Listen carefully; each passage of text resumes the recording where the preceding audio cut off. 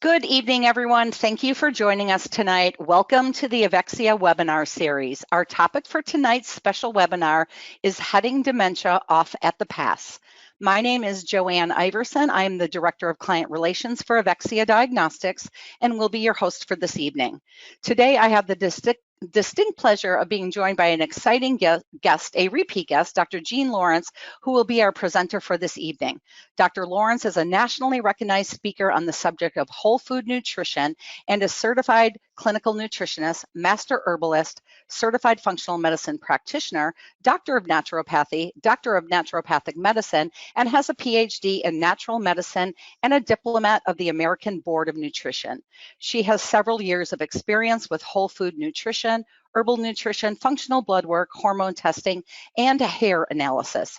She specializes in endocrine disorders and digestive issues. She co-manages patients with several practitioners and offers telehealth visits as well as for her out-of-state patients. Her functional medicine practice is in Toccoa, Georgia, with her husband, Philip, a chiropractor. Her passion is teaching and training other practitioners, and she brings education, information, and entertainment together in a unique style. Dr. Lawrence has been the executive director of the American Clinical Board of Nutrition and is a member of the advisory board of Functional Medicine University. Joining Dr. Lawrence tonight will be Dr. Wayne Sedano, our Director of Clinical Support and Education at Evexia Diagnostics. Additionally, Dr. Sedano is the Director of Integrative Medicine Education for the College of Integrative Medicine and lectures and teaches internationally. Before we begin, just a bit of housekeeping. We encourage participation. So if you have a question, you may submit your question in the questions field in the right-hand area of the interface. We will answer submitted questions towards the end of the presentation. If your questions are not answered this evening, you will surely receive an answer by email within a day or two. The slides to the presentation are also available to download by clicking the download button in the handouts section of the interface. Without further delay, I will now turn the webinar over to Dr. Lawrence. Good evening. I hope everybody's doing good, having a good summer wherever you are at the moment. Hopefully you're getting some rain. I'm in Georgia. We're looking at 97 this weekend. Boo. I want to be where it's cooler. I would like fall to be year round. So hopefully some of you are on the same page with that. I love this picture that was picked out for this slide because look at the brain here. There's 4 puzzle pieces missing and there's only 2 puzzle pieces to the side. So even if you figured out where those puzzle pieces were, you're still missing 2 pieces. So we don't want you to have to go through that with your patients that are having dementia. We all know that this is a huge, huge issue and it's just getting worse, isn't it? So let's just dive right in. Now, this is obviously something we have to do. I like the triangle. Looks like I'm going to touch a live wire or something accidentally, doesn't it? Like, okay, just don't touch that. So we have to be paying attention that I am not trying to be a medical doctor at this time. Okay, here we go. Now, I am going to read the slides just because I want to stop at different points and make a conversation about them. I want to bring up things that I've seen in patients and give you some clinical pearls. Now, we know that dementia can be many different things, but the main thing is that it's chronic or persistent. It's not going to get better 99% of the time. And I have talked to people that I have noticed are starting to have some slippage. One of my daughter's best friends, her grandpa, was starting to have some issues at a family gathering. I noticed this and I talked to his wife. And you never want to obviously state to somebody, hey, what's up with Carl? He's, what's happening? He's turning into a bunch of broccoli. You don't want to say that, right? Obviously. But you want to say, I've noticed that Carl is repeating himself or maybe having some issues. What have you noticed this too? I'm sure you have. What do you think might be causing this? How long has this been going on? Just a gentle way to introduce yourself into a conversation with people. And of course, this is what she says. We're just going to wait and see. Wait and see for what? Until he escapes the house and they find him 3 states away? I have never understood that kind of thinking. With dementia, you don't wait. And so when I run tests on people, and Dr. Sedano is going to talk about a couple of tests that you can get through Evexia, they're going to give you a lot of information about this near the end of the presentation. But the people that I run the most tests on are people with dementia. Why is that? Because I can't wait. Now, I usually give other patients the options to say, okay, here's 5 tests that I want to see at some point. We can start with 1, and then we can do another one the next month or whatever, take our time. It's totally up to you, or you can do them all at once. I give patients that option. Now, with dementia, they're getting them all done because I have got to turn over all the rocks. I don't have time because time is not on your side with dementia. It is not. And I have found that during this presentation, when I give my live brain talk that's 8 hours long, 99% of the people that attend it, they're attending it for themselves first, then a family member, and then their patients. So they're not just doing it for patients, like, isn't this great? I'm going to help my patients. It's like, you got to help me. You got to help my wife. You got to help. I mean, all these things are going on. I was in Kansas and this woman came up to me. She was a chiropractor's wife, and she said, I had a stroke and actually died. And she was dead for like 5 or 10 minutes, and they brought her back. And she said, since then, my memory isn't working. Well, wow, what a shock, right? Amazing. First of all, that she came back. And secondly, that she was doing so much, that she was still functioning, but she wasn't functioning obviously like she was before. It was a huge shock to the body. Okay. So when we get into the supplements, I'll tell you some things that I told her to take that helped her a lot. Okay. So brain disease or injury. Now, this is really, really important. You need to be asking every single one of your patients, dementia or not, do they have any history of a head trauma? And they'll stop and think about it. No, I'll say, even as a kid, falling out of a tree, bicycle accident, ATV accident, anything, because that's going to cause leaky gut, which is then going to cause leaky brain. Okay, so nobody escapes that question in my office. I want to know if they've had any kind of brain inflammation. Now, sometimes people will come in to see me and I'll say, well, first I want to talk about them as a person, but then I'd say, well, tell me why you're here, looking at their paperwork and everything, and what would you like to discuss? What can I help you with? And they'll start to say that they're maybe a thyroid patient, a Hashimoto's patient, obviously, most of the time. Or they'll say, I have GERD, or they have something else going on. But as I'm talking to them and I'm listening, it becomes very apparent that they are a brain patient. So how do I know that? Well, they start repeating themselves over and over and over, or they keep going back to the same detail.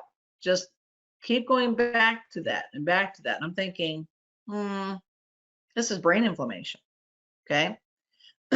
So the memory disorders can be slight, and I always ask the person too, is it long-term memory that's worse for you or short-term? And if they say, what did you just say? I know it's short-term, right? So there's different products that can help different types of memory issues. Some people can remember 40 years ago when they were a little kid, something they did or something that happened, but they don't know what they had for lunch yesterday. Now, but honestly, most people would not be able to tell you what they had for lunch on like the Wednesday of last week. They're not going to know that because they don't pay attention to that stuff. It's not important. So people with memory issues, we're always afraid that they're going to do something that's going to harm themselves or others. So for example, if they are starting to put something on the stove, are they going to turn off the stove and then forget that the burner is on? Are they going to burn the house down? These things happen, right? Are they going to lock themselves out? They're going to get lost out in the woods, nobody can find them. It can be very, very stressful to the family. And so if I have a dementia patient in my office, I have as many family members as I can fit in here. And usually that's about 5 people at one time. I want the spouse to be in here if they're in here. I want the person in charge of their care to be present. Usually it's a grown child that's handling stuff. And I want to see the dynamics of the family. Okay. I want to just observe what is going on and start to pick up on, okay, I think that's part of the problem. And then sometimes I have to talk to the family members alone and suggest that counseling be done. So I'll tell you more about that later tonight. Okay. Personality changes. Well, what else can personality changes be due to? Well, it can be due to medications and side effects. It can be due to poor neurotransmitters. It can be due to a lot of stresses, because I see stress is just such a huge, huge issue in this problem. But personality changes can also be caused by, closet drinking, all kinds of things going on. But if someone's personality is changing rapidly, there can be something else going on, maybe a brain tumor. That's a common thing with a brain tumor. So there can be all kinds of things going on. And impaired reasoning. Well, I hate to say this, there's a lot of people that have impaired reasoning that don't have dementia, right? They just won't listen to it. You ever heard that saying, don't confuse me with the facts? So, but these people can't see reason anymore. So if you say, Mom, you can't drive to the store anymore because last time you did, you had an accident. No, I'll be fine. I'll be fine. They can't process to be reasonable, because most people that have had an accident and they can tell their memory is failing, they don't want to harm other people, right? 10.5% of US adults over the age of 65 had dementia in 2012. That's over 10 years ago. You know what it is now? It's 1 out of 8. 1 out of 8. So now that's gone up to what? Over 12%. People fear brain deterioration because you can't get another one. Now, I don't know about you, but can't think of anybody else's brain that I particularly want. I'm going to keep the one that I have. Thank you very much. And we don't know many brain donors, do we? So if your kidneys fail, you can get another one. Liver fails, you can get another one. You can't get another brain. And people fear this because what's going to happen? First of all, they don't want to be a burden on somebody else. That's understandable. But they also lose control. So you lose control of making your own decisions. Where does your money go? Where will you live? Who will be in charge of your care? And we all want to be well aware of these things until we die. So I love to tell people the fact that I want to be alive when I die. Now that sounds kind of stupid, because obviously you'd be alive till you die. But think about it. I want to be in my right mind, sober-minded, making my own decisions, and then I go. That's what I want. I don't want this slow decrease in function to where I'm just not doing anything anymore. And it's pitiful, and it's like a living death. And my heart goes out to any of you who are listening that are either dealing with dementia patients or have a person in your family that has dementia. Please understand that you have my deepest sympathies, because it is the hardest thing that you'll ever go through.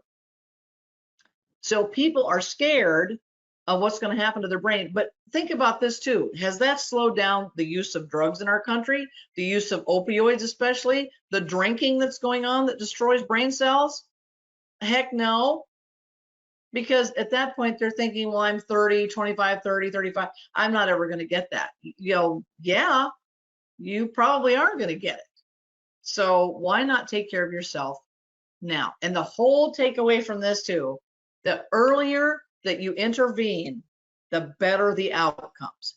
I will tell you up front that there are people that are too far gone and you cannot help them. Okay? Please hear that.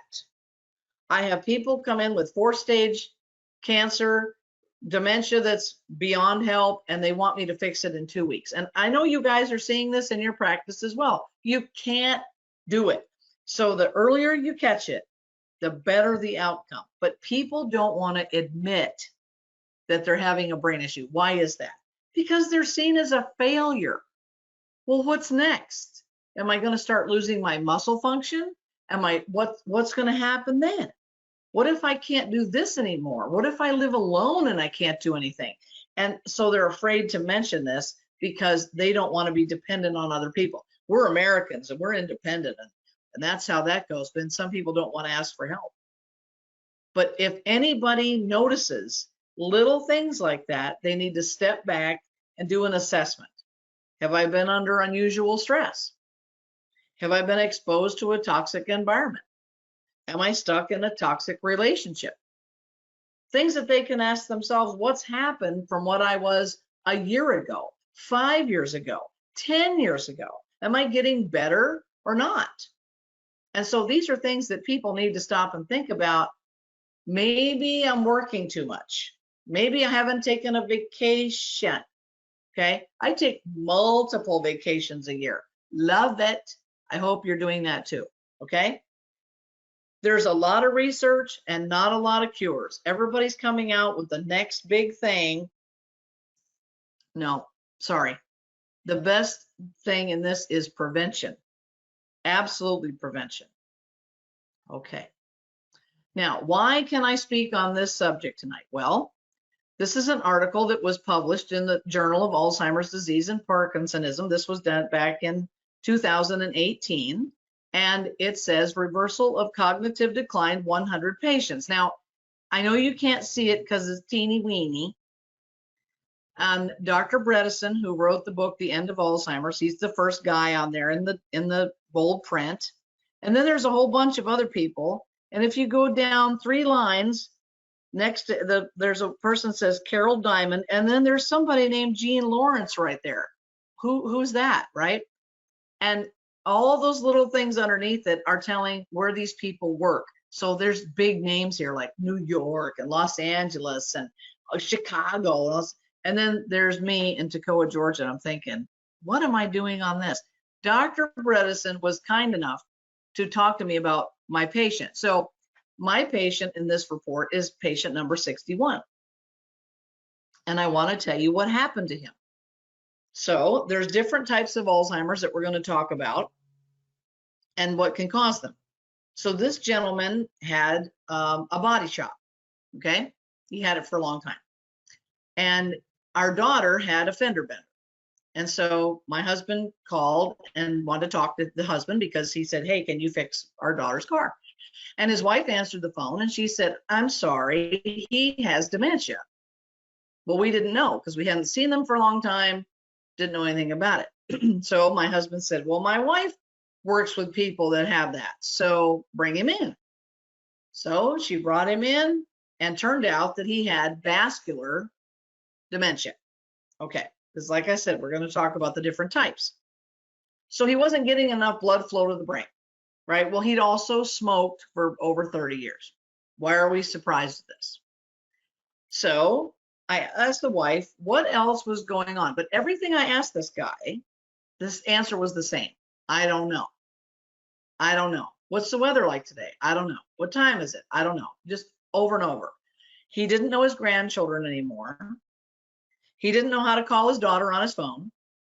They were afraid to let him use a chainsaw to cut down trees on his property. Well, yeah, it's not exactly like you're going to just let anybody do that. And it was really affecting the family. So I asked the wife, was there something else that was going on with him? And she said that he had had a toenail fungus since Vietnam. Probably a lot of you were born after Vietnam, but that's a long time ago, isn't it? So he'd had a toenail fungus since then. She had done everything you can think of. All these topicals and everything. And she said it was horrible to deal with and it would never get any better. So what does this tell you? You see why asking the patient sometimes instead of just assuming gives you more insight? So here's what happens with the toenail fungus. And this is just a little pearl to throw out here. The patient usually has enough immune cells to kill the fungus. but the circulation is so poor, they can't get the nutrients to the nail bed, because where is it? It's the furthest away from the body, isn't it? Nobody comes in to see us and says, I have cold shoulders or cold elbows. They don't say that. They have cold hands or feet. So with the feet being that far away and him being a smoker, this was affecting his vascular system, and also exposed to solvents and chemicals in his shop, also affecting his circulation because they're toxic. They cause inflammation, which calls in arteries to be clogged with calcium and then plugged with plaque. Okay, so I put him on some stuff to increase his circulation, and I put him on some stuff for yeast. I did an immune test on him and some other things just to kind of see how he was doing. And within 30 days, he knew his grandchildren's names again. He was able to rearrange his whole shop and clean it up. They let him drive his truck around the farm, not out in the public, but at least he could drive around the farm. And he was cutting down trees again. Okay.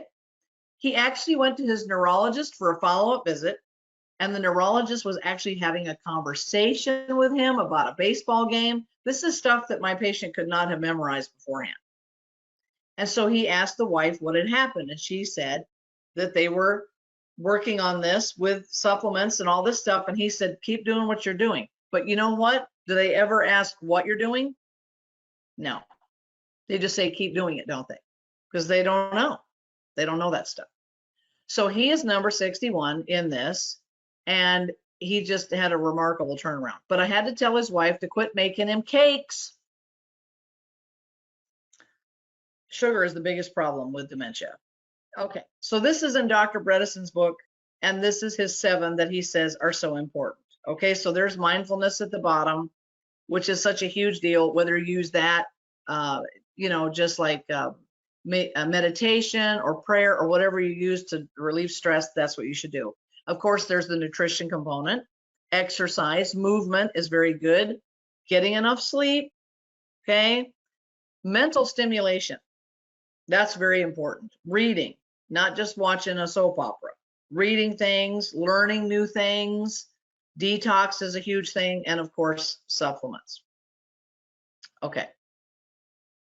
Now, Dr. Bredesen said, as goes the biochemistry, so goes the cognition. So are we able to correct biochemical imbalances?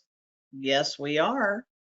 And a lot of people are so zinc deficient that this is why they're eating a lot of sugar. So if you have anybody in your family that has dementia, or you have friends with someone in their family has dementia, ask them what they eat. Sugar, sugar, sugar, sugar, sugar, and more sugar. I had one woman that her husband brought her to the visit, and she was drinking a large Dr. Pepper from a fast food restaurant. You know, sometimes you just beat your head against the wall, don't you? You're like, they cannot be drinking that. I had another patient that her whole problem was blood sugar. It was all blood sugar driven, was her dementia, which is a huge problem. And she had a trainer, she got on the keto diet, she lost 50 pounds, everything's going good, but every day, get ready, because here it comes, every day her husband would take her for a reward for seeing her trainer to Hardee's or McDonald's. What? And then asked me, when can she start eating ice cream again? And I said, sir, your wife is 75 years old. She's had a long time to eat ice cream. It's over. You're not going back to what caused the problem. You are not. But he also was giving her huge doses of turmeric every day. You think, well, that's good. I did a food test, and she had a problem with turmeric. Okay? So don't ever assume that just because there's a supplement with a product in it that it's going to work for everybody. You need to do food testing on your patients. I had one woman that I did a 180 turnaround in her in a couple of months because she was eating peanut butter every day, and that was the problem. Got off peanut butter, brain came back. Okay, that's such a huge deal. So most people are having 10 to 25 different contributors. It's not just one thing. So when the person gets zinc deficient, they can't taste their food anymore, but they can taste sugar. That's one reason they keep eating it. But zinc is such a huge, huge deal. Okay, so 60 to 70% of these dementias have some toxic element. So what are we thinking? Well, we want to see what are they being exposed to. So this is what I assess with patients. So of course I want to see if they're having any potential issues. Low cholesterol. Okay, we're not even going to get into the statin issue because we already know what's up with that. But the lower the cholesterol gets, they can't make their hormones, and we know that the confusion is a side effect of statins. It's right there on the internet. So we don't want that cholesterol to get too low. It should increase as we get older, just like blood pressure should go up the older you get. High C-reactive protein, which is showing inflammation. A high SID rate. What's that showing? Poor circulation. Do you check your patient's circulation? You know what's the best thing to do? Is just start at their elbow and feel the temperature and move your way down their arm gently and then get to their hand. Sometimes it can be 2 to 3 degrees difference. This person has poor circulation. Or use a little oximeter and they put their finger in there. I always like to tell them it's not going to bite them. You know, have fun with your patients. Put that in there to check their oxygen levels and their heart rate. So you need to see that they're having most of the time circulation issues. Well, what's suffering the most is the brain. The brain is uphill, right? So they're having circulation problems. High homocysteine, which is poor methylation. Fasting insulin. You need to know that. And then somebody at the place will say, you mean glucose? No, glucose and insulin are not the same, are they? They even sound different. It's almost what you want to say. Fatty acids. Why does this matter? Okay, they could be low in gamma linoleic acid. They could be low in those, like blackcurrant seed oil, evening primrose oil. It could be going down the wrong pathway to arachidonic acid, which is highly inflammatory to the brain. Fatty acids are a must. Aminos, okay? Are they getting enough protein? Are they low in methionine, so they're not methylating? Do they have high levels of tryptophan, so they're not making serotonin and melatonin? Is their tyrosine low or their phenylalanine low? You've got to know this. Of course, the hormone test. I use Cyrex Array 2 for immune issues, Array 2 for leaky gut. It's measuring proteins that shouldn't be found outside the intestinal wall, like occludin and zonulin, actomyosin, and lipopolysaccharides. Array 10 for food sensitivities. You can just do them all at once, or you can use, I like Mosaic Diagnostics for their IgG food map. Alzheimer's Links from Cyrex was actually made by Dr. Bredesen. He puts the tau proteins in there and all this stuff that's going to check if they're making antibodies against their brain proteins. In other words, neuroautoimmunity. And a hair analysis for heavy metals. Ask them about sleep quality and quantity. A lot of them are having trouble sleeping. Diet assessment. You know, if somebody hasn't read Grain Brain yet, what are they doing? Why aren't they reading it? We have to get rid of the gluten. Why is that? Because the glyphosate in the gluten is causing the leaky gut and neurological symptoms. What about mold? I would have thrown mold in this bunch too. Checking for mold. Now the Array 12 actually checks for 3 different molds, but if you want a more extensive panel, Mosaic would have something like that. And so that's also good. And of course, Evexia has all the stuff that you need to. Now, but the gluten is huge for brain. I've had people that had gluten ataxia. I've had children with gluten ataxia. Okay, it's just bad all the way around. Why are we? It's like the cholesterol thing. Why are we even discussing it anymore? It's already done. Let's move on to something else we can learn, right? Okay, so the dairy. Why is the dairy a problem? Well, even if it's raw dairy, those cows sometimes are pregnant 300 days a year. Who wants to be pregnant 300 days a year? Not me. And anyway, the estrogen that the cows are making is still coming out in the dairy product. Bad oils. Oh my gosh. And I live in the South, which is the bad oil capital of the planet. So bad oils are horrible because these trans fats stay in your body for 103 days. They harden the membrane around the cell. Insulin can't bring glucose into the cell. It's just a nightmare. No, no, no. And of course, the sweets. What is their work history? Okay. Did they work in a factory? I had a guy that worked in a tire factory. Can you even imagine the smells going on in there, and the fumes and the toxins and all this stuff coming off of this rubber, which is a petroleum product? And no, horrible. Hairstylists are some of the sickest people that you will see. Mechanics, of course. Are they living in an older home with mold? Birth information. Okay, was the mother given antibiotics? Now, most of the time, you're not going to see a lot of C-sections in older Alzheimer's patients because they weren't doing as many then as they do now. But you still want to know that. Okay, so this is an easy way to have a little system to ask questions. You want to know their stress level, and the family can sometimes answer that more than you can. So if this person has spent a lifetime raising a special needs child, or has been divorced multiple times, or was traumatized as a child, or had something severe happen, like a family member was killed or a house burned down, all these things are huge. Of course, there are toxins. And there's toxin surveys that you can use. Okay, there's a lot of them out there. Antigens, okay? Because they have friends, they're involved, they're excited, they're doing things, they're active. So I'm going to tell you about two brothers later on tonight. Okay. Now, these are the different types of dementia. Type 1 is inflammatory. Well, that would make sense. Anything that inflames the body is going to affect the brain. Type 1.5 is glycotoxic. This is insulin resistance. This is why you want to do a fasting insulin. It should be less than 10. Optimal is less than 4.5. If you're fasting, there shouldn't be a lot of insulin production, should there? But high cortisol over time is going to create insulin resistance. So actually the stress is perpetuating insulin resistance.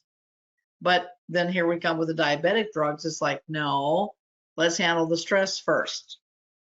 Now, type 2 is hormonal. If you have low estrogen levels, there's receptors for E2 in the brain that control memory. Progesterone also affects memory. Progesterone helps with GABA production, the neurotransmitter that helps you to be calm, helps you to sleep. Okay, huge, huge deal. Type 3 is toxic. This is most people that you will talk to.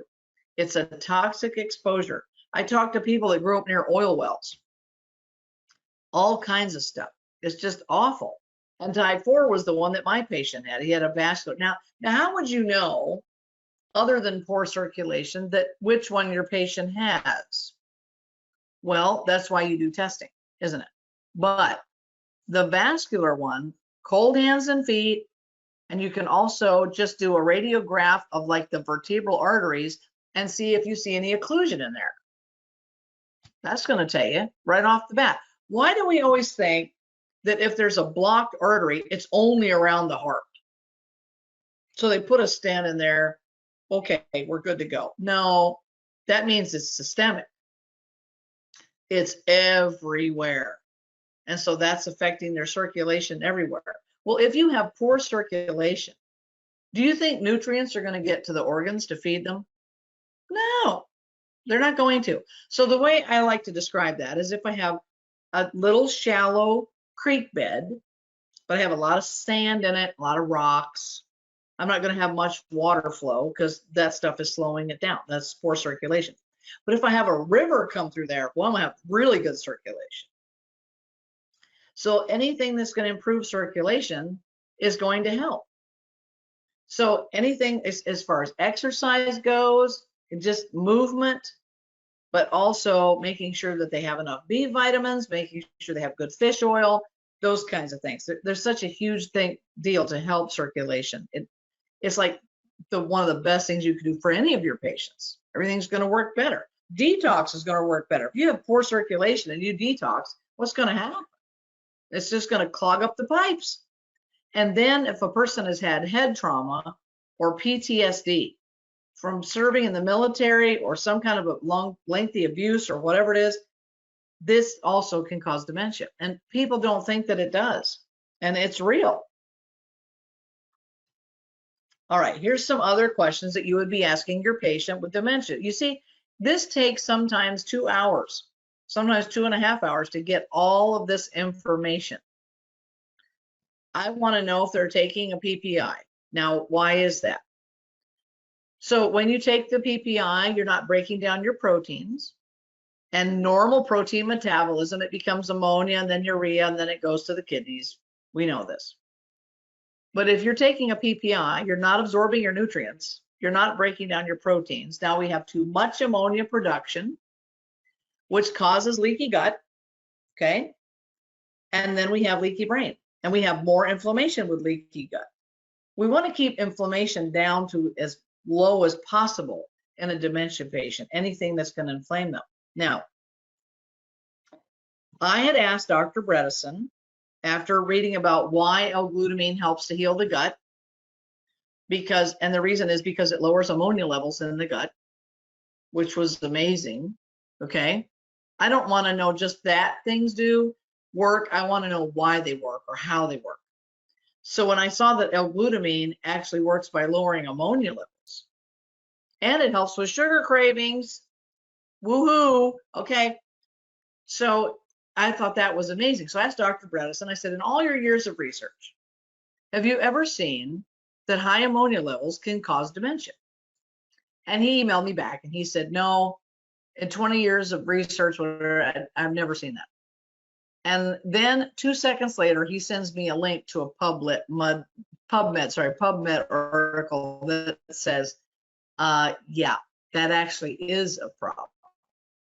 And he said, I stand corrected. It's in there. And it's been in the literature more than 20 years. So this is why PPIs long-term can actually make this problem worse.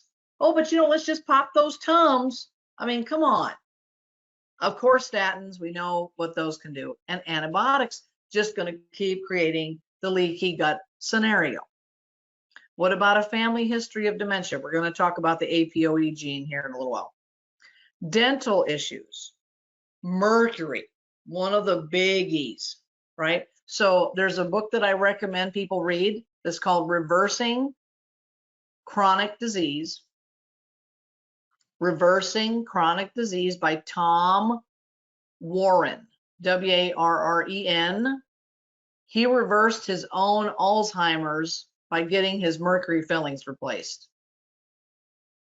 Okay?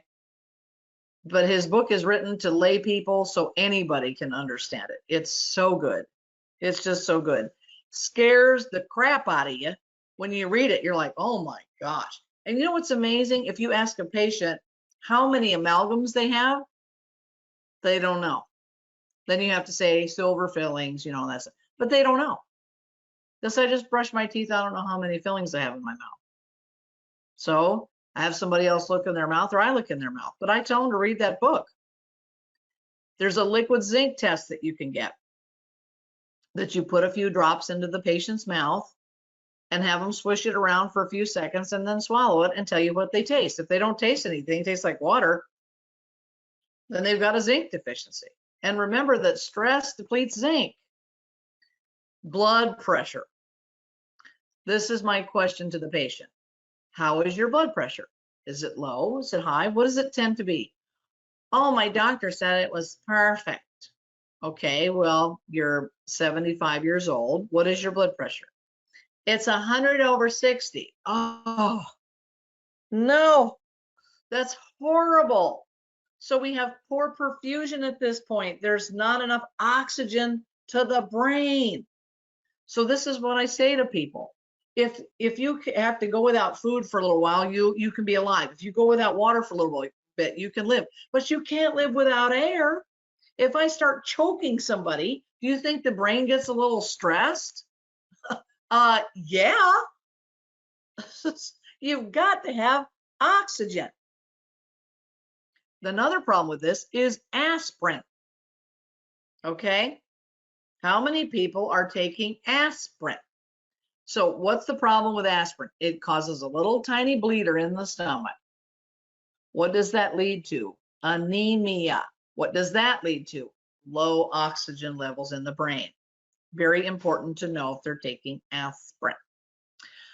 Toenail fungus, already talked about that. Family stress. So this family was in, mom was the dementia patient.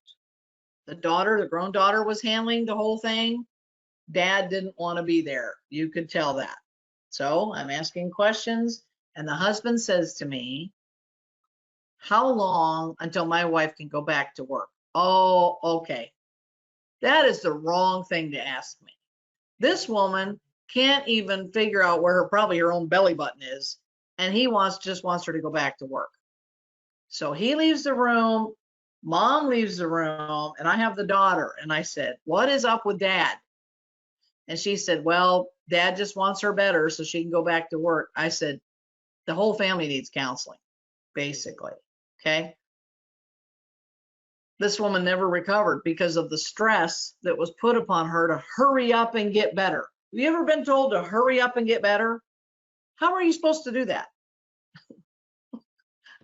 Anybody figures that out one, let me know. Let that one out, let me know. So family stress is huge. And a lot of times the caregiver for the patient that has Alzheimer's dies before the Alzheimer's patient does, or very soon thereafter. Okay. The stress is so enormous on the caregivers. So if you're helping someone with dementia, please love on the caregivers. Please. They don't want to ask anyone for help. They don't want you to feel sorry for them. They know that's their burden to bear. They need to ask a neighbor or a friend to say, can you just stay with them a couple hours while I just get a breather? I just need to go out and drive or something. I just need to get away from it. Unless you've been through it, you can't understand it. But these people need help. They need us to help them with, maybe bring them a meal so they don't have to fool with it. Just offer some kind of, maybe I send in a house cleaner or something to help. But please, please, please love on your caregivers. They need it so badly. So just love on them every chance you get. Now, the stress factor is such a big deal, okay? So stress can shrink the hippocampus in the brain that controls memory, ready, down to 1% volume. Now, I love to say the word no. It's just become one of my favorite words. It's so fun. What I love to do is if somebody starts out and they say, now you're probably going to say no. And as soon as they say that, I say no, just to prove them right. Okay. We can't be everything to all people. You can't be. So thinking that no one can do stuff as good as you can, sorry, I have news for you. You're not going to be around forever, and you are replaceable. Start duplicating yourself now. Cloning, possible option, don't know. If any of you have seen the movie Multiplicity, yeah, it can go sideways really fast. Okay. So I think practitioners need to really take time off, do stuff that's fun for you. I don't even care what it is, but do something that's fun for you, okay?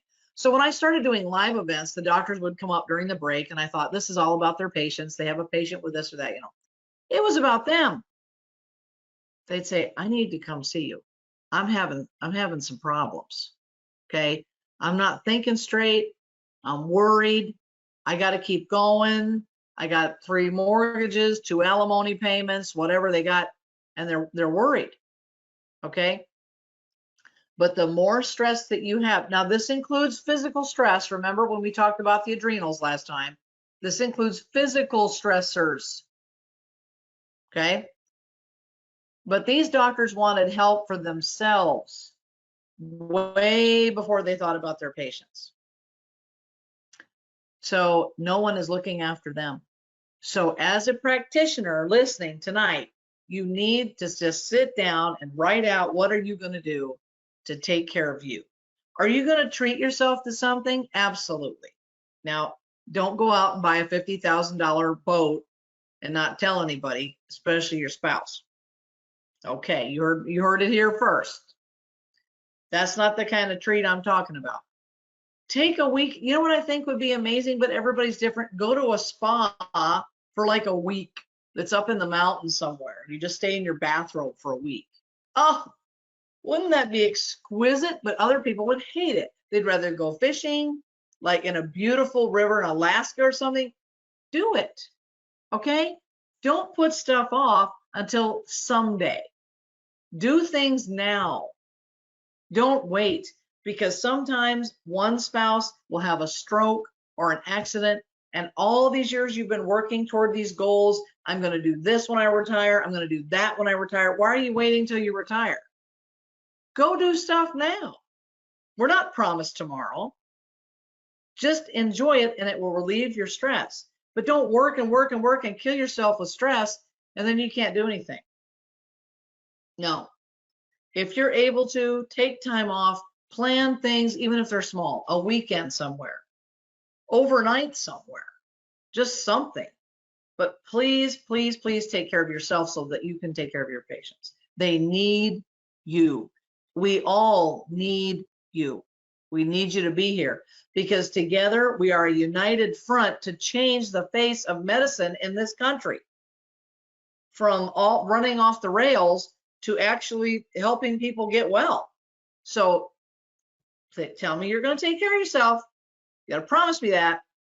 I know who you are. I know where you live. Are you laughing every day? Please tell me you're laughing at something every day. There's something on YouTube or TikTok, if you do that, of dog videos that are hilarious. Just watch something every day that makes you laugh, or read something funny. Okay? Things make me laugh all the time. I found a finger puppet. I have to show you the finger puppet, and then we will move on. Can you see this finger puppet? This is Rusty.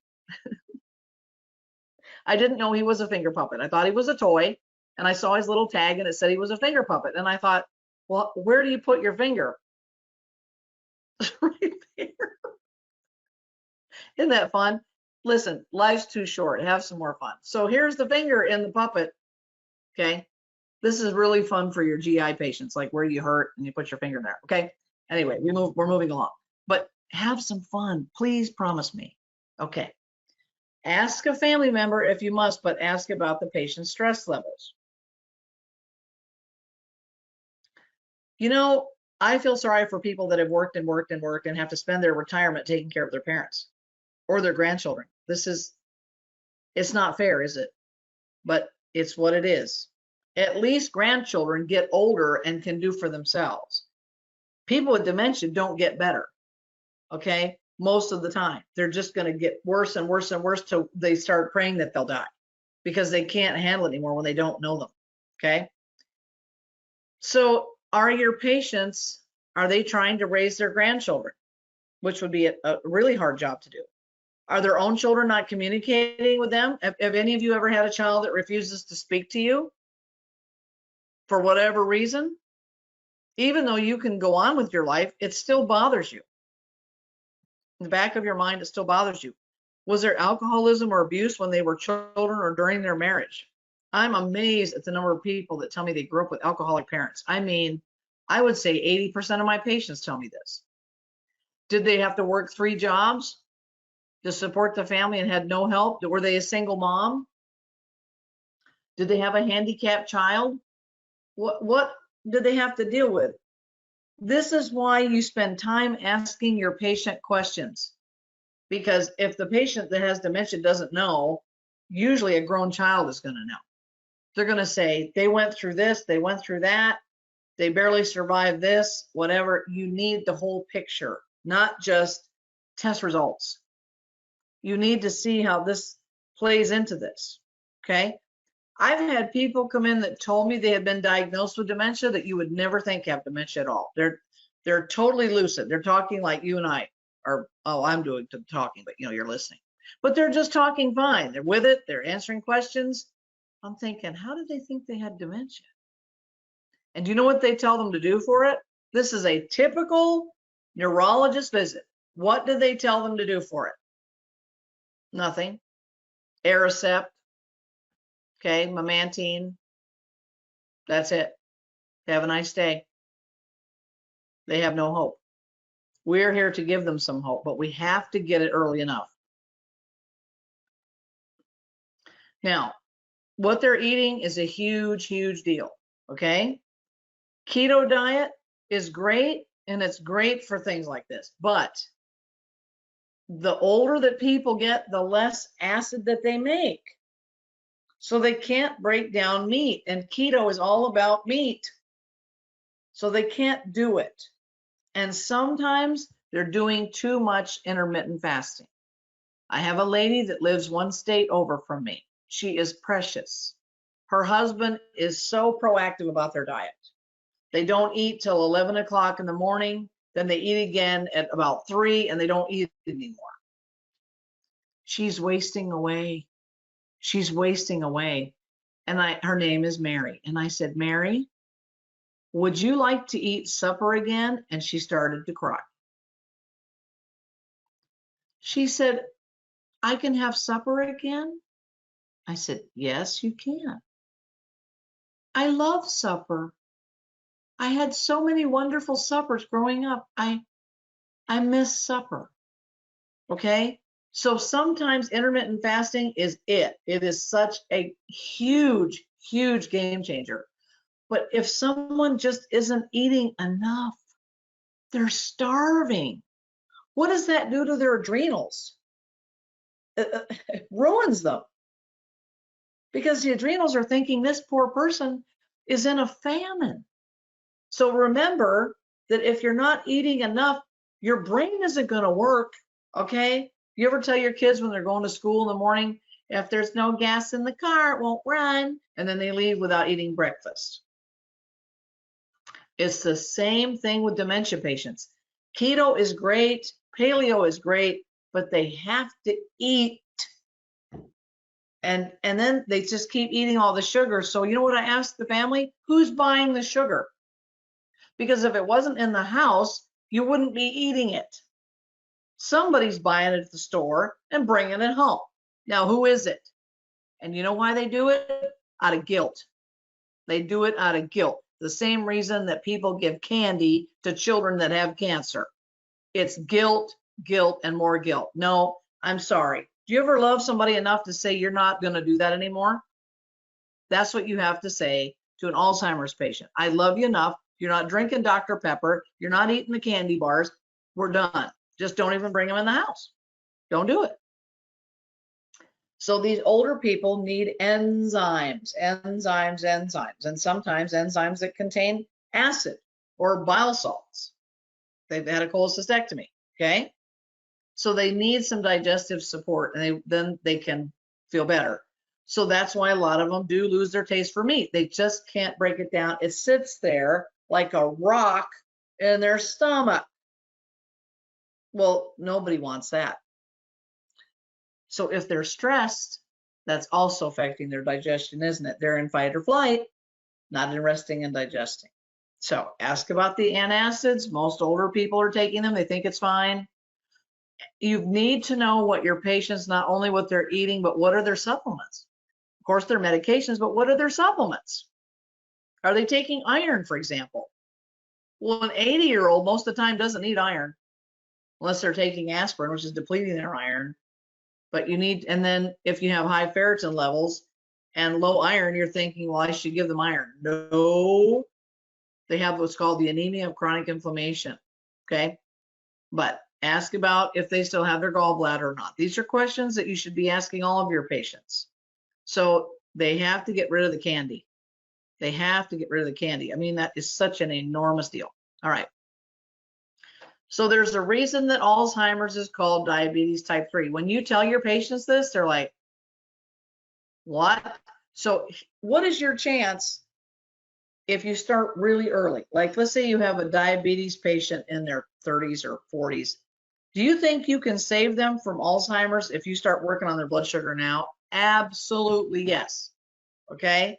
So remember that blood sugar driven dementia is enormous. Is it changeable? Absolutely. Should we have any type 2 diabetics in this country? No. We have the tools to help them. So you have this enzyme called insulin degrading enzyme, and that's what it does. It degrades insulin. But if it's doing this all the time, plaques continue to form in the brain. Now, we do know, don't we, that plaques are there to protect us? And what does everybody want to do? Let's clean the plaques out of the brain. Well, wait a minute. Why were they put there? You know, we don't pay attention to the innate intelligence of the body, do we? We think every time the body does something, well, we have to correct that. We have to suppress that. The body is trying to talk to us, but we're too busy to listen.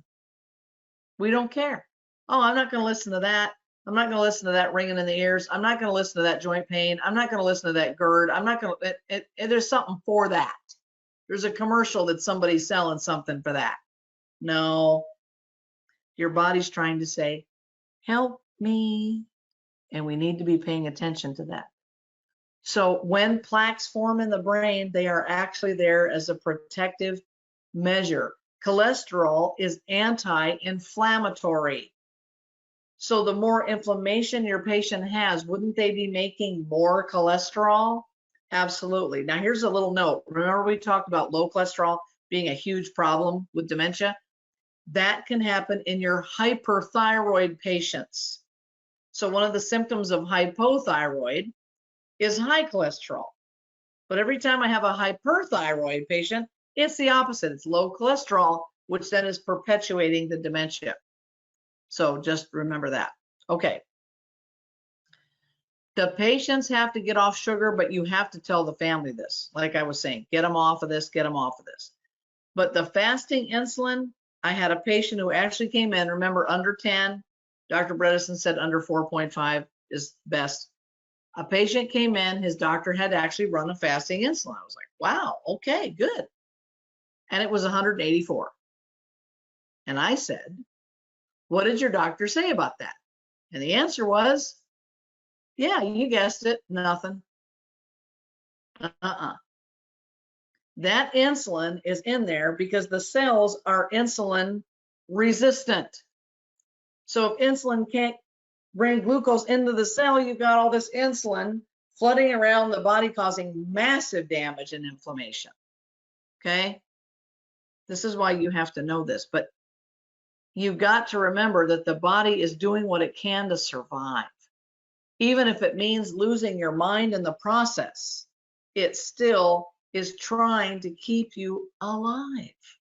That's what it's doing. I don't think people are sleeping enough. I don't think they are, or quality sleep. There's so many things out there to help people sleep.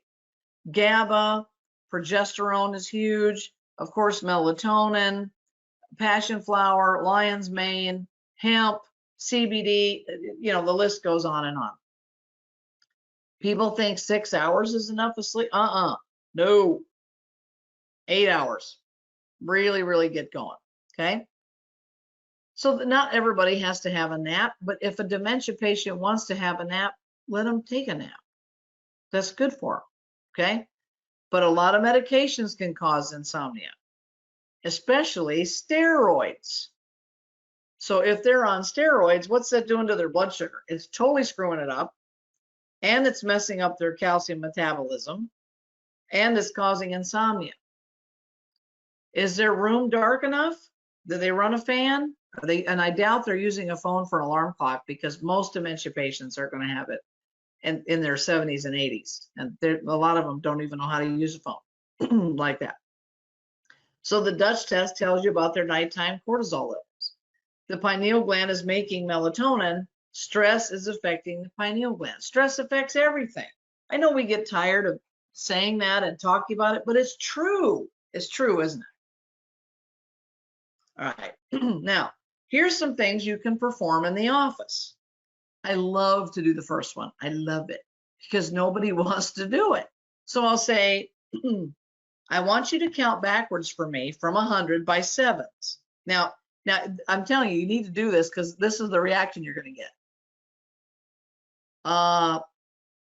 What? Yeah, I just want you to count backward from 100 by 7s. Take your time. Go ahead when you're ready. And they'll go 100. They always have to say 100 first, like that's the starting gate. 100. I say you can't use your fingers. Okay. 93. Yes. Keep going. 89. Wrong. Okay. I have some that can't even do 93. You should all be able to do that. Your patients should be able to do that. Do that with your staff tomorrow. That'd be fun. They'll scare the crap out of them. Okay. Do a balance test. Do you know how to do a balance test? I'm going to tell you how to do it. Now, this is where you need somebody around in case they start to feel like they're going to fall down. Okay. Have them stand a good ways away from you, maybe 10 feet away from you, 10 or 12 feet. The first thing they're going to do is they're going to hold their arms out to the sides like an airplane. And they can look down at their feet if they want to, and they're going to walk heel to toe. Now you have to watch them because this can mean to them heel to toe. This is not heel to toe. This is heel to toe. That's the touch. Arms out to the sides. They can look down at their feet and have them take a few steps. Okay, most people can do that pretty well. Have them go back to the start. They don't have to do it obviously on the way back to the starting point. Now here's the second one. They're still going to walk heel to toe. They're going to cross their arms. So their right hand is on their left shoulder, excuse me, and their left hand's on the right shoulder. And they have to look at you. They can't look down. Some people actually do better on that one than the first one. Have them still do heel to toe. The third one, now they're back at the start again. The third one, arms are like this again. Right hand on left shoulder, left hand on right shoulder, heel to toe, and now their eyes are closed. Now, let me give you a word of warning about this.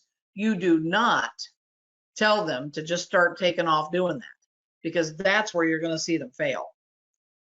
Tell them if you feel like you're going to fall, please stop what you're doing. Some of them can't take one step like that. These are signs of brain inflammation. Okay.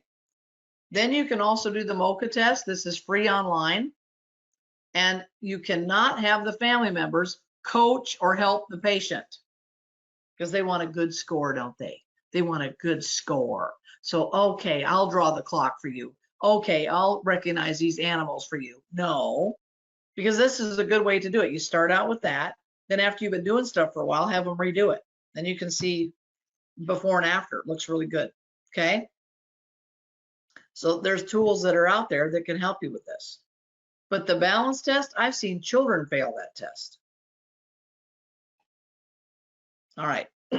Now, a lot of older people have mold issues. It's the house they grew up in 1910, and they don't think it's moldy. Okay.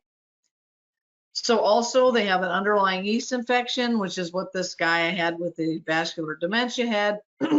So this can affect neurotransmitter production. How does it do that? If you have leaky gut and you have a layer of yeast, can you make serotonin? No. So do you get depressed? Yes. Do you turn into a grumpy old man? Yes. Then does anybody want you around? No. Not a good thing, is it? But what's feeding the yeast? Sugar.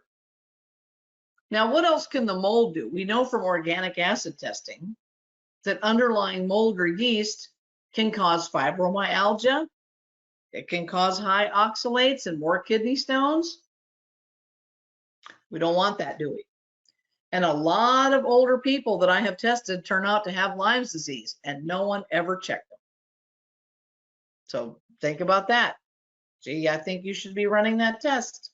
Okay, what about the hormonal component?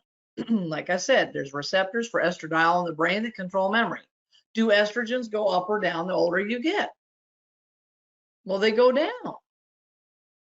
Low estradiol increases the risk for coronary artery disease, so we have more plaque. Now, E2 also reduces beta amyloid, which is plaques the brain. Who knew?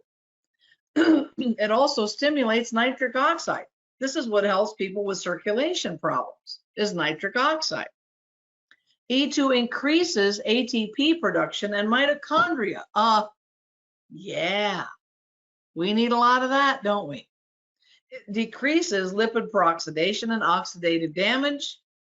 And if someone's taking progesterone for a long time, it actually can convert to cortisol. So be sure that you're checking levels. But what does everybody do? I can't take estrogen because my doctor said I could get too much. Well, I'm not saying to take a barrel full every day, but if it goes down, yeah, it might hurt to do a little bit of that. And that is amazing for brain. We don't want things to go downhill with things we can fix. So this is, to me, very interesting about just estradiol and what this does. Now, we know that progesterone calms the brain, and it especially helps with sleep. So here's the Dutch test, cortisol patterns. There we go. Hope you guys are using this after we talked about overmethylation a few months ago. Now, the Dutch test, of course, is telling you if the patient is methylating. Poor methylation has been linked to dementia. Also, the 4-point cortisol, sleeping, if they have blood sugar problems. Now, why would it tell you if they have blood sugar problems? If they have really high cortisol, they're more likely to have blood sugar problems. Why is that? Because stress makes the body put blood into the muscles so they can run away from the stress. Then it requires the insulin response. It's going to affect their blood sugar. Or if the adrenals are too low, that means they can't fix the blood sugar when it gets too low. Okay. Also measures melatonin, and it measures levels of dopamine, epinephrine, and norepinephrine are catecholamines. Very important. Okay. If you have low levels of dopamine, remember, you don't like people. Don't like them. It's not a fun way to go through life, is it? So here's methylation again, because we love it. Here's your methionine, and there's the folate, the B12, cycling into SAMe over on the right, and then into the homocysteine. And then we get into sulfonation, and it starts going down into cystathionine. Here's where the B6 pops in. And then the NAC on the left, the cysteine, and of course, glutathione. Essential fats, like I was talking about earlier. You have to have fat to make hormones. And most dementia patients are eating what? Junk food. And I'm going to tell you about what happened with this. Like I said earlier, I'll tell you about these two brothers and what was causing the problems. So delta-6 desaturase. This is converting linoleic acid into gamma-linolenic acid. If it is low, then the patient needs omega-6s. Then you go downstream into the elongase enzyme, and then you go down into the delta-5 desaturase. If that's too high, the omega-6s are being funneled into arachidonic acid, which causes a lot of inflammation. So, and of course, omega-3s. But some people are so hooked on omega-3s, they forget about omega-6s. Now, what also causes more arachidonic acid? Red meat, eggs, and poultry. So if you have a patient that got worse on keto, that can be the problem, that they're funneling it into too much arachidonic acid. But if delta-6 desaturase is too high, you can use things like sesame seed oil, which is in PubMed. There's the medical research showing that that will lower the delta-5 desaturase. But you need basics to make your fatty acids. Niacin, B6, magnesium, zinc for all of it. That's why it's such a big deal, okay? So look at these essential fatty acids, and this is dealing with strictly omega-3s. Look to the upper right-hand corner here of neurological disorders, and there's the PubMed numbers of the reports that are proving this. How important these essential fats are in these issues. Look at cognitive function. There you go. I use the hair analysis from Dr. Data. There's other places to do it. I like to put people on a cleanse, but yeah, they have to have somebody to help them because they're making smoothies and taking cleanse capsules and stuff. We want to make sure the person is having normal bowel movements before you start a cleanse. I do not personally use DMSO or DMSA. I personally do not use them. Some people use them to great resolving of things. I just personally, in my practice, I do not utilize them. Okay, so adrenal complete, N-acetyltyrosine. Why do we need that? Because it's going to make dopamine. Vitamin C, and of course the B vitamins to help with chronic stress. See that the catecholamines, there's your dopamine, and help to balance cortisol. Now, here's your adaptogens: eleuthero, American ginseng, ashwagandha, rhodiola, licorice. Vitamins are essential to adrenal function. There is no glandular support in this, so that's important. But also, when you have licorice in a compound, you need to be sure that the person does not have high blood pressure. That's the caveat. So the adrenal complete would probably be fine for people with high blood pressure, but the adrenal plus would be better for people with low blood pressure. So I always ask the patient that before putting them on something. Cognizin, like the Zen, we're just gonna zone out in our Zen blend. Zen blend, there's another name. Okay. Acetyl L-carnitine, what's that going to do? It's going to heal the mitochondrial damage. Okay. Then you've got the choline going on. Well, what does choline do? It's going to turn into acetylcholine, which helps with memory. Phosphatidylserine, which gets rid of excess cortisol. Ginkgo, excellent for short-term memory. And citicoline. Okay. And a unique coffee fruit concentrate. There you go. Bam. Multi Omega Plus. These need to be taken with food. Some people like, I take my fish oil first thing in the morning. Gross. Take it with food. Don't do that.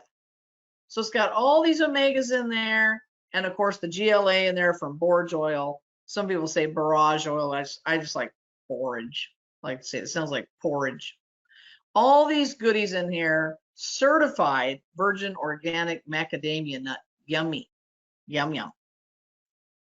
So good for the brain. Okay. Omega-3 Liquimax, high intensity omega-3 support with all the, look at this, 1.3 grams of EPA, 850 milligrams of DHA. Now, I will tell you that sometimes your patients, if you do fatty acid testing and it's checking omega-3s, you will see with dementia, they may have normal levels of EPA and very low levels of DHA. Okay. So they need sometimes a straight DHA supplement that helps with brain function. Specific, because that's really specific for brain. But just help everything and just do a nice broad spectrum thing. NeuroSync. It's going to help with neurotransmitter function, serotonin, dopamine, GABA, through the inclusion of neurotransmitter precursors and supportive nutrients. All of your patients probably need that. Don't wait till they get dementia. Put them on it now. D-zymes. Okay, so this has got the digestive enzymes plus the betaine HCl. Okay, and it's got the protease enzymes, the DPP4. This is what you want. It's going to help to break down gluten and help to break down dairy, because that's what gives most people digestive issues, isn't it? Absolutely. Liver and gallbladder support. It's going to support bile flow. That's what you want. You want them to be able to detoxify normally and assimilate, especially vitamin D. Big deal. Of course it is. Glutoavail for blood sugar. Alpha lipoic acid, which is really good. Cinnamon. Cinnamon needs to be in that smoothie every day. Chromium. All this stuff that's going to help with this. Okay. Listen, if you just fix people's blood sugar, your rate of success with brain issues is going to be huge. It starts with blood sugar more than anything else. When I give my 8-hour brain talk, you know what I tell them? It's a blood sugar talk. Probiotic essentials. You've got to get that good stuff into that gut. Look at that. Because it's a time release, you only have to take it once a day. Easy. Make it easy on the caregivers. Berberine. Why is this good? This has got all the stuff in here that's going to also help with mold, H. pylori, inflammation, blood sugar, brain. There you go. Everything in one, because everybody should be taking berberine. B12 folate. What's this for? Methylation, right? And to lower that homocysteine. Lovely, lovely, lovely. Equal amounts of adenosylcobalamin and methylcobalamin. All right, so now we are going to turn it over to Dr. Sedano, who is on deck, and he is going to talk about these panels. So, Dr. Sedano, I'm turning it over to you, sir. Just had to get myself off mute. Great presentation, Doc. Thank you so much. Thank you for everyone for your patience here. I just want to talk to you about a couple of the Evexia panels. First of all, that we do have panels that specifically address cognitive decline, cognitive dysfunction. And what's really neat about these panels is that they assess genomic as well as non-genomic risk factors that's going to be associated with neuronal damage or loss. Doc went over a lot of these, and I just wanted to kind of clarify what these panels can do for you. But before I do that, I just want to talk about some of these, refresh your memory here. I know she just did it for non-genomic risk factors. First of all, in my opinion now, you got to look at the GI tract, the GI barrier, the GI microbiome. Look for GI inflammation. Things like calprotectin, eosinoprotein X, things of that nature. Sleep disturbance, Doc mentioned that, a decrease in melatonin, particularly with age. I can't say enough about blood sugar dysregulation. If you have a patient that has blood sugar dysregulation, to me, that's systemic inflammation all over the body, the arteries, veins, you know, everything. So brain, the whole thing. Mitochondrial dysfunction, we offer organic acid testing, take a look at that, as well as oxidative stress. The blood-brain barrier Doc mentioned, I like to think of it as systemic inflammation. It could be caused by non-infectious conditions or infectious conditions, particularly the GI dysfunction is really a biggie for that. Thyroid dysfunction, there is a direct correlation to that with brain aging, Alzheimer's, dementia, so forth. Toxic metals was certainly mentioned. Environmental contaminants, pesticides, industrial chemicals, please remember that. Mold, a really big deal. Almost done here, hang in there. Food reactivity. We offer several tests that are specific for food reactivity, IgE, IgG testing, complement testing. Our KBMO test looks for zonulin, occludin, and L. So you definitely want to consider that as well. Now, in regard to these panels, there's two panels that we offer, among other panels as well. So please take a look at that. The complete cognitive decline panel, that'll take a look at the genomic perspective. The APO, the Alzheimer's risk test is there. It'll look at HLA, it'll look at the thyroid, it'll look at cardiovascular markers, omega-3, omega-6, B12, folate, homocysteine, and yes, I'm moving very fast because I know you guys have been listening for quite a while. Blood testing, the CBC, comprehensive metabolic panel, so forth. The comprehensive panel, that gets even more specific because what's tacked on there are heavy metals, analytes for oxidative stress, copper toxicity. It's going to look at melanocyte stimulating hormone. It'll look at a particular chemical called trimethylamine N oxidase. That's going to look at and let you give you an idea of what's going on with gut metabolism because it's particularly associated with cardiovascular disease. So please take a look at these panels. And if you have any questions about cognitive decline, I was honored to write quite a bit about that in one of my lab books. So I'm here to help. Thank you so much. Awesome. And I wanted to tell you about these two brothers. So I had two brothers, and one came to see me, and he was 87. He had the APOE 4/4, which is the worst kind you can have. So 90% of those people have a very, very high risk of coming down with Alzheimer's. This was before COVID, so this was several years ago. He was traveling the world with his 77-year-old girlfriend that he had met at an RV convention. Is that not adorable? They were scuba diving, snorkeling, eating food around the world, traveling. He had 0 symptoms of Alzheimer's. His brother, however, sat home in front of the TV, ate junk, okay, all day long, and had full-blown Alzheimer's. So as people have said before, I'm sure you've heard this said before, but just because genes are there does not mean they have to express. And so we know that genetics load the gun, but environment pulls the trigger. And so this type of testing is going to tell you, even if the person has a lower risk APO score, they can still have it expressed by lifestyle choices and by toxins and all these things. And that's why we have epigenetics above genetics, so that these genes don't express.